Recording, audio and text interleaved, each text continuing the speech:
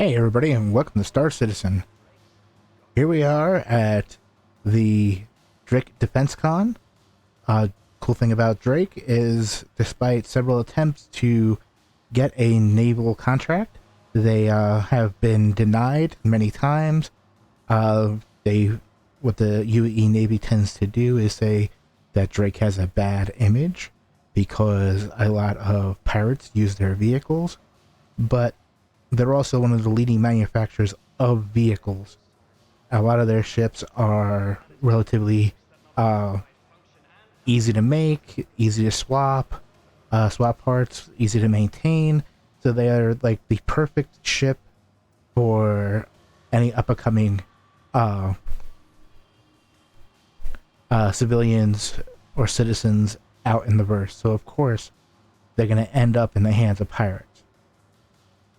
But they've done a lot to try to clean up their image. Like we'll see a couple of Cutlass variants that were specifically made in order to send to the Civil Defense Force, and there's a police vehicle and a medical vehicle that is used for those purposes, to try to clean up the image that they've unfortunately ended up garnishing. So I'm going to take you around and I'll show you the ships that are here. Here we go. They have a bunch of travel rental centers, panels here, that you can rent any of the available Drake ships for free. Buccaneer, the Herald, Dragonfly, Cutlass Red, Blue, Black, Caterpillar, Cutlass Steel, and the Mule. So they have this in the front as well as in the back section where they have the shirts and stuff, which I'll show you shortly. Perfect motto for Drake. After the fleet launches, who's left to protect you?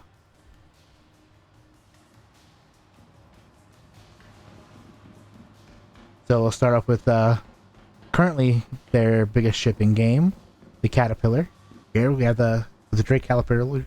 You can actually pick it up at Lorville for 4,686,600 Alpha UEC, or for $295 on the RSI website if you want to purchase it for real money.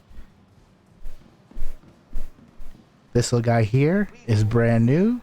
This is the Drake Mule. It is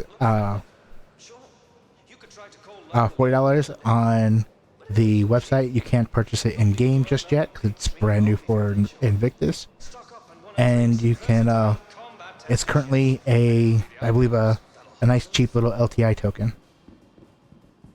Here is the mistake. I mean, the Cutlass. Oh no, this is the Cutlass Black.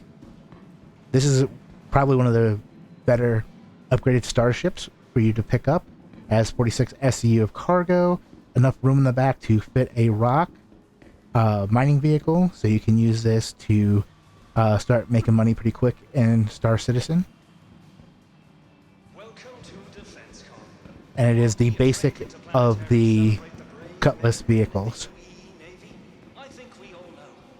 Nice big empty area here. This section here is what gets changed out with all the different Cutlass variants. Then everything up here pretty much stays the same. You have pilot, co-pilot, bunks, little armory, and here is the turret gunner. Here is the mistake. CIG developed this last patch, I believe. The Cutlass Steel.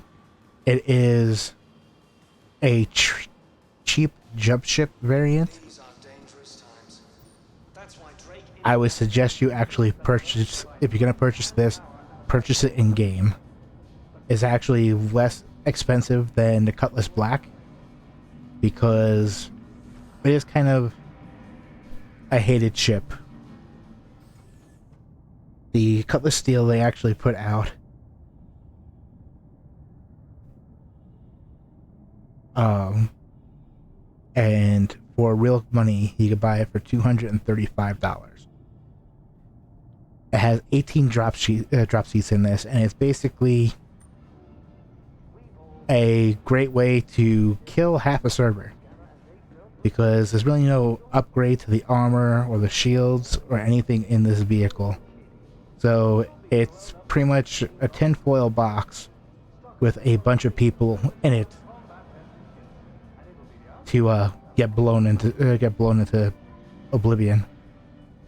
It does have several more guns. You got two size ones here, two size ones on the other side. You got one right here, as well as a turret back here, and the same turret up top in the front, and the 4 size 3s that the pilot controls. But yeah, so here's I talked about this before with the Starfarer. Here's another version. The Cutlass Steel is $235 for real money, but it's only 1,355,300 Alpha UEC at Warville, where the Cutlass Black is $100, but it's 1,385,300 Alpha UEC at Lorville. So it's kind of a waste to purchase. This here is the Herald. Basically, gigantic engine strapped. Well, I'm gonna say, like, it's a hollowed out rocket. Giant thrusters, small body. This is designed as a data runner. You have a bunch of servers out here, data system servers out here, as well as a scanning suite inside. Yep, this ship is basically designed to get information, go fast in a straight line, and get out of Dodge.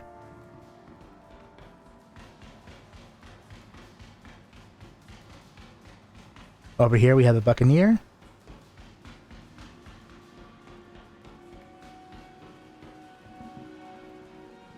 A little fragile, but tons and tons and tons of guns.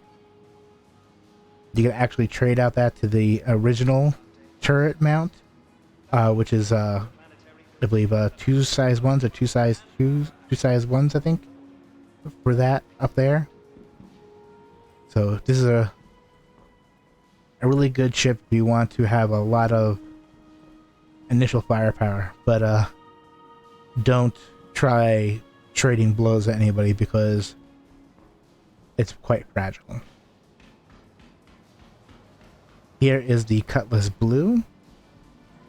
This actually has an interdiction unit on it. I believe it is designed to I don't know if it pulls people out of quantum or just stops them from quantuming out. I haven't really played much with this ship, but it's going to come really in handy when they implement Bounty Hunter V2 towards the end of this year. You have all the cells back here that you would stick your bounties in. And again, habitation area is pretty much the same. Beds, armory, pilot, co-pilot, turret gunner.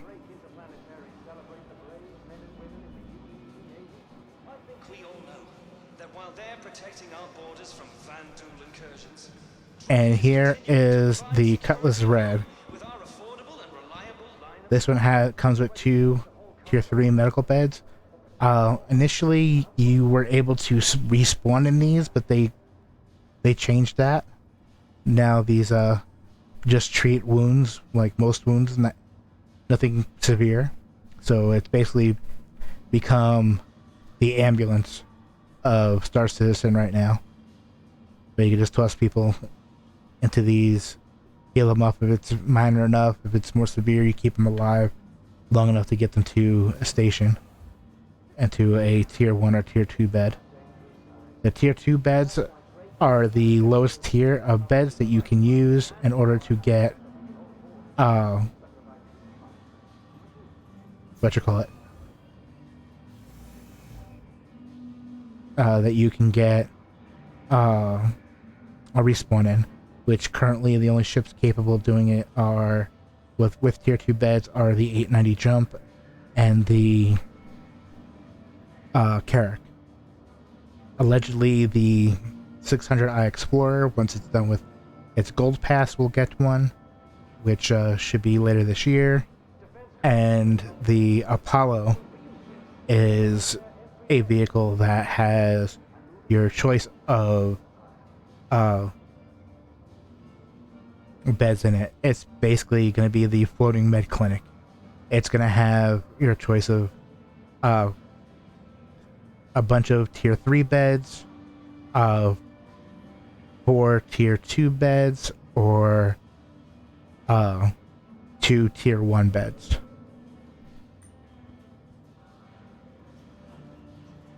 Now this does not come with a turret because there actually has an upgraded sensor array for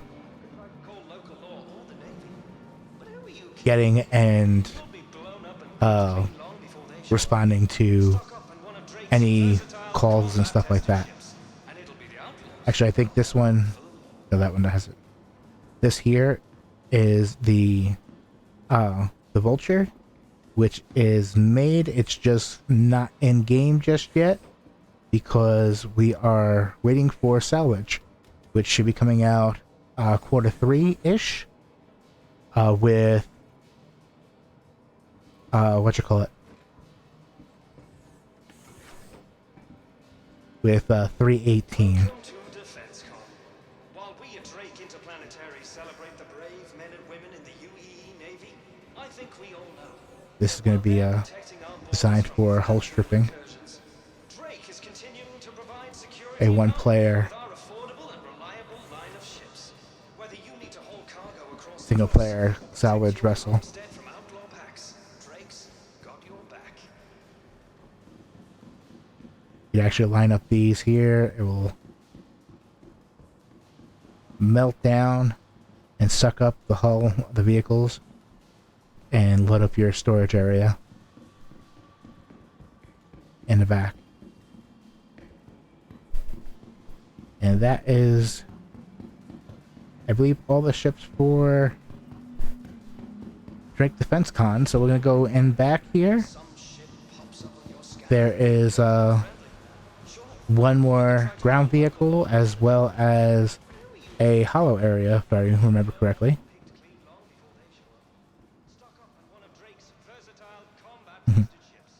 Here's your swag area. Drake Interplanetary shirts.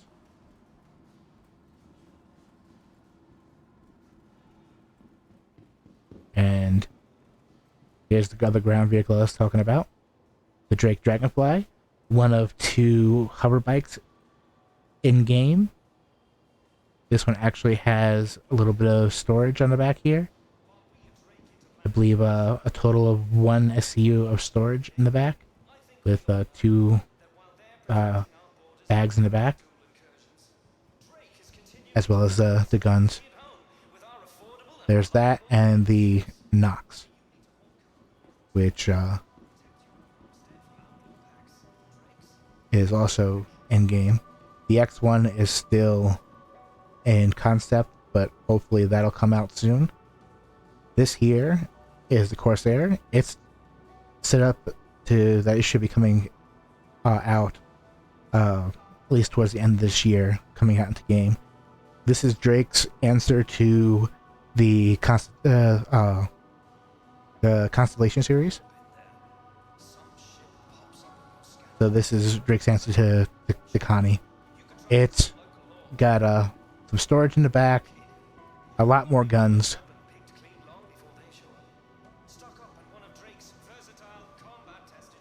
and it's designed as their exploration-ish ship.